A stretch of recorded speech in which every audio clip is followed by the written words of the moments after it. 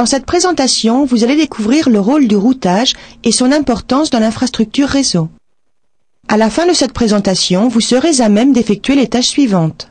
Décrire le rôle du routage dans l'infrastructure réseau, expliquer la différence entre le routage local et le routage distant, et décrire le rôle de la solution de routage Microsoft dans l'infrastructure réseau. Dans les réseaux TCP/IP, de nombreux composants permettent de s'assurer que chaque hôte TCP/IP peut communiquer avec d'autres hôtes TCP/IP et accéder aux ressources réseau. Dans l'infrastructure réseau, le routage constitue la technique principale qui permet de grouper plusieurs sous-réseaux IP séparés physiquement dans un réseau. En connectant les sous-réseaux IP, les hôtes se trouvant sur ces sous-réseaux peuvent communiquer entre eux, ce qui permet aux utilisateurs d'accéder à des ressources qui peuvent se trouver sur un sous-réseau distant.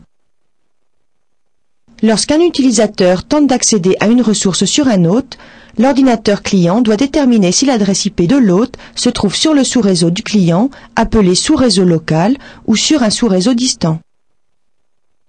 Si l'adresse IP de l'hôte auquel le client tente de se connecter se trouve sur le sous-réseau local, le client peut alors accéder directement à la ressource.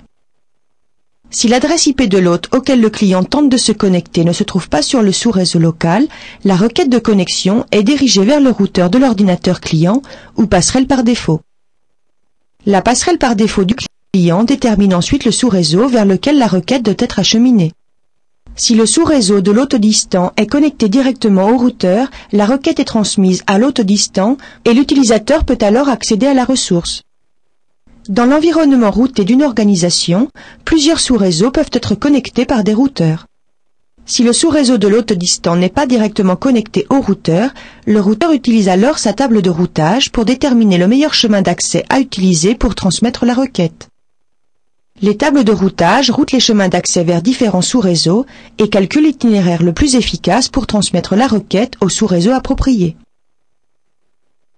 Les informations des tables de routage sont partagées entre routeurs à la fois existants et nouveaux par le biais de protocoles de routage. Microsoft Windows Server 2003 prend en charge le routage par le biais du service routage et accès distant.